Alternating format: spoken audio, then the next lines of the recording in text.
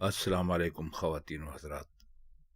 آج ہم آپ کے لیے میر تقی میر کی جو غزل لے کر آئے ہیں اس کا پہلا شعر ہے: راہ دور عشق میں روتا ہے کیا، آگے آگے دیکھیے ہوتا ہے کیا۔ آپ نے یہ شعر کئی مرتبہ سنا ہوگا، لیکن اس کا جو پہلا مصرع ہے وہ اس طرح مشہور ہے، یعنی ابتدائے عشق ہے روتا ہے کیا۔ لیکن درست وہی ہے جو ہم آپ کو بتلا رہے ہیں۔ آگے آگے اور راہ دور میں جو مناسبت ہے وہ ابتدائے عشق اور آگے آگے میں نہیں ہے۔ شعر میں ایک تھوڑا سا ابہام ہے، یعنی ایمبیگوٹی ہے۔ اب اس میں مخاطب کس کو کر رہے ہیں پہلے یہ دیکھنا ہے۔ اپنے آپ سے گفتگو کر رہے ہیں، یا کسی اور شخص سے بات کر رہے ہیں، یا جس شخص کے بارے میں بات ہو رہی ہے وہ موجود نہیں ہے اور دوسرے لوگ اس کے حال پر کوئی تبصرہ کر رہے ہیں۔ اس بات کی طرف بھی اشارہ ہے کہ آگے چل کر رونے کو بھی نہیں ملے گا۔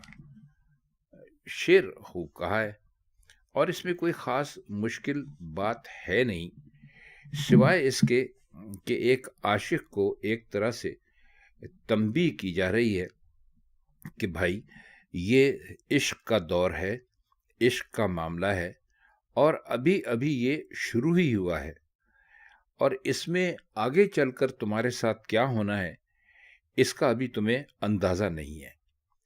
تو یہ بات کوئی ایسا آدمی ہی کہہ سکتا ہے جو کہ خود اس راستے کا مسافر ہو یا ان منزلوں سے گزر چکا ہو۔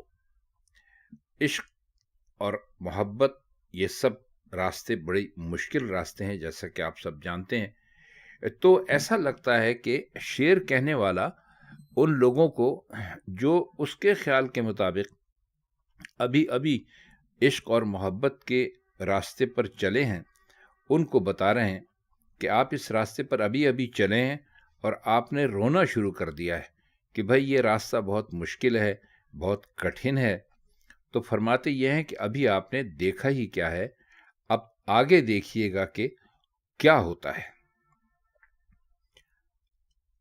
شعر نمبر 2 ہے: قافلے میں صبح کے ایک شور ہے، یعنی غافل ہم چلے سوتا ہے کیا۔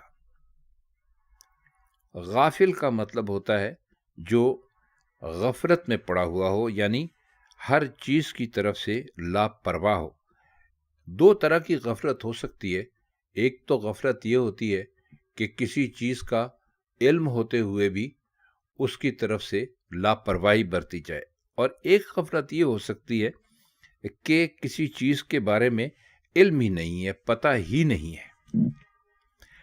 اب اس شعر میں میر صاحب نے صبح کے جو قافلہ ہے اس کی بہت زیادہ وضاحت نہیں کی ہے، تو اس سے شعر زیادہ خوبصورت ہو گیا۔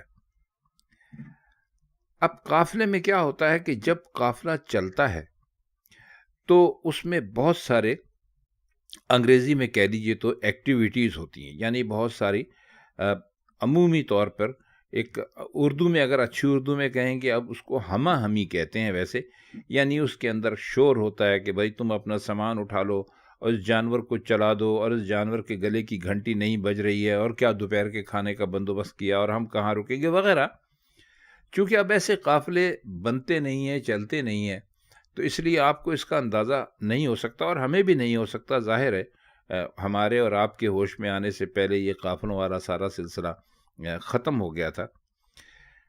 اب اس میں فرماتے یہ ہیں کہ لوگ پکار پکار کے کہتے ہیں کہ بھائی ہم چلے، یعنی ہم چلے اور تم پڑے سوتے رہو۔ یعنی جس صبح قافلہ روانگی کے لیے تیار تھا تو جس سے مخاطب ہیں وہ سوتا رہ گیا۔ اب قافلے کے ساتھ چلنے کے لیے تو نیند سے جاگنا بہت ضروری ہوتا ہے، لیکن کوئی ایسا تھا جو کہ نہ اٹھ سکا اور وہ سوتا رہ گیا۔ یہ تو اس شعر کے عمومی معنی ہیں جو کہ آپ اس کو یعنی قافلے اور دنیا کی ایک مثال دے کر میر صاحب نے بتایا ہے۔ لیکن دراصل وہ یہ کہتے ہیں کہ جو اس دنیا میں آتا ہے اس کو اس دنیا سے جانا ہوتا ہے، اور جب جانا ہوتا ہے تو وہی کامیاب رہتا ہے جو کہ اپنے وقت کا درست استعمال کرتا ہے، یعنی غفلت میں نہیں پڑا رہتا، آگے کی کچھ تیاری کرتا ہے۔ تو کہتے ہیں کہ ہر جانے والا آپ کو یہ پیغام دے کر جاتا ہے کہ بھائی ہماری زندگی ختم ہو گئی، ہم تو اب جا رہے ہیں، لیکن خدا را تم ہماری طرح غفلت میں مت پڑے رہنا، ورنہ یہ قافلہ تم اس قافلے سے رہ جاؤ گے۔ اب قافلہ کون سا؟ کامیابی کا قافلہ، کامرانی کا قافلہ، یعنی آخرت میں دنیا سے جانے کے بعد انسان کو جو کچھ ملنے والا ہے اس سے بھی تم محروم رہ جاؤ گے۔ تو شعر اس معنوں میں بہت اچھا ہے، اور اس میں جو ہے کہ صبح کے قافلے میں صبح کے ایک شور ہے۔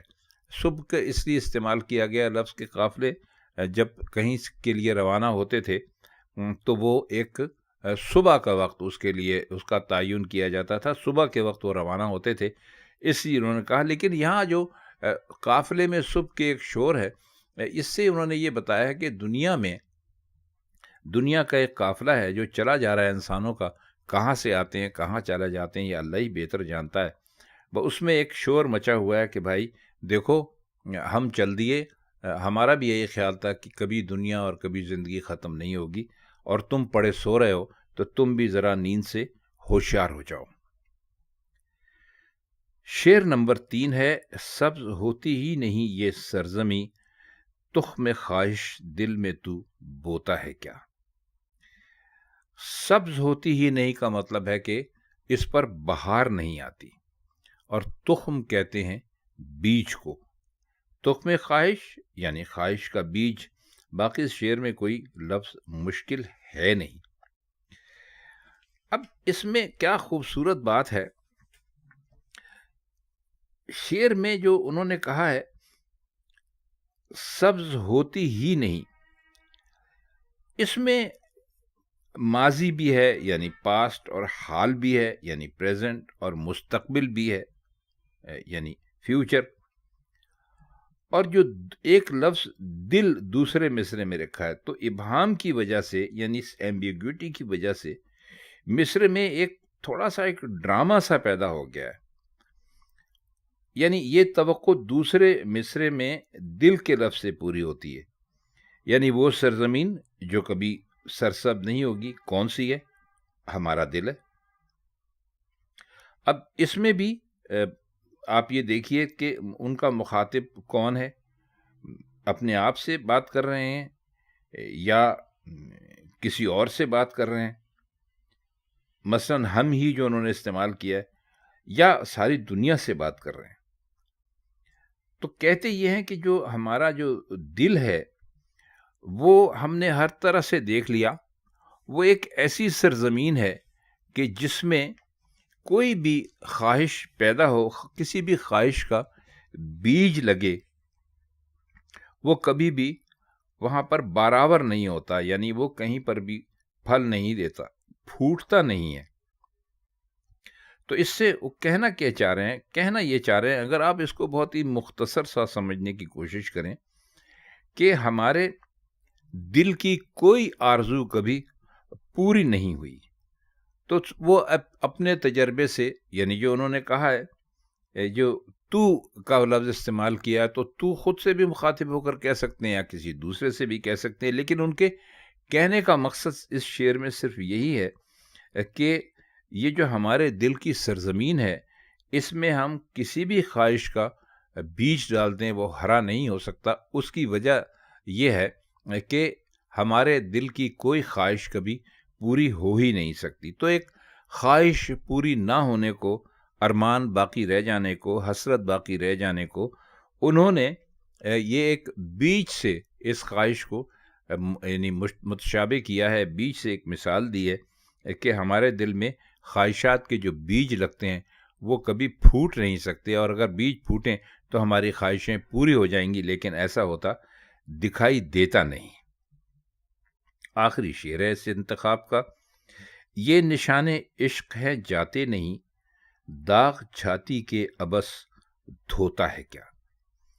ابس کا مطلب ہوتا ہے بیکار میں، ایک ایسا کام یعنی جو کیا جائے جس کا کوئی فائدہ نہ ہو، اس کو عبث کہتے ہیں۔ اب اس میں شعر ویسے اگر آپ یہ دیکھیں جو اشارہ کیا ہے، اس سے خوبصورتی تو اس میں بہت ہے، زور بیان بھی بہت ہے۔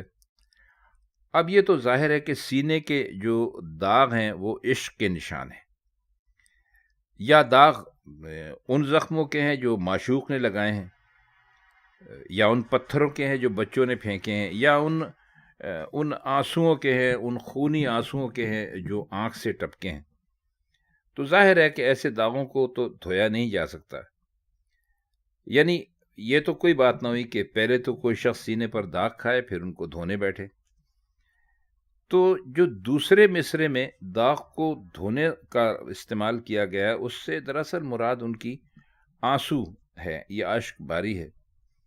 اور شعر میں کہتے ہیں کہ آنسو مسلسل سینے پر بہہ رہے ہیں، اور کہنے والا ان آنسوؤں کے بہنے کو، جو ظاہر ہے کہ غم کی علامت ہے، داغوں کو دھونے کی یعنی کوشش سے تعبیر کر رہا ہے، یعنی غم کو دھونے کی کوشش کہتا ہے۔ اب عجیب بات یہ ہے کہ غم کو دھونے کی کوشش تو کرتا ہے، لیکن جو عمل غم کی انتہا ہے اس کو غم سے نجات پانے کی کوشش سے تعبیر کرتا ہے۔ تو یہ شعر اس معنی میں تو کوئی ویسا خاص ہے نہیں جس کے اندر کوئی فلسفہ آپ کو دے، صرف لفظوں سے وہ کھیلے ہیں، لیکن اس شعر میں جو بلاغت ہے اس کا جواب نہیں ہے، وہ بہت ہی اعلیٰ قسم کی ہے۔ اب اس سے ان کا، اگر آپ اس کو دوسرے معنوں میں لینے کی کوشش کیجئے، یعنی اس شعر سے ہٹ کر اگر آپ اس کا کوئی نصیحت والا پہلو ڈھونڈتے ہیں، تو فرماتے وہ یہ ہیں کہ جب آپ عشق کر بیٹھتے ہیں تو ظاہر ہے کہ آپ عشق میں بہت زیادہ تکلیفوں سے گزرتے ہیں، پریشانیوں سے گزرتے ہیں، اور آپ کے سینے پر عشق کا داغ لگ جاتا ہے۔ تو کہتے ہیں کہ آپ اگر عشق کرنا چھوڑ بھی دیں تب بھی یہ داغ انسان کی چھاتی سے نہیں جاتا، یعنی انسان اپنی محبت میں اٹھائے ہوئے صدموں کو کبھی بھولتا نہیں ہے۔ تو خواتین حضرات، یہ میر تقی میر کی غزل سے انتخاب تھا جو ہم نے آپ کی خدمت میں پیش کیا۔ آپ سے پھر کبھی کسی اور محفل میں ملاقات ہوگی، تب تک کے لیے خدا حافظ۔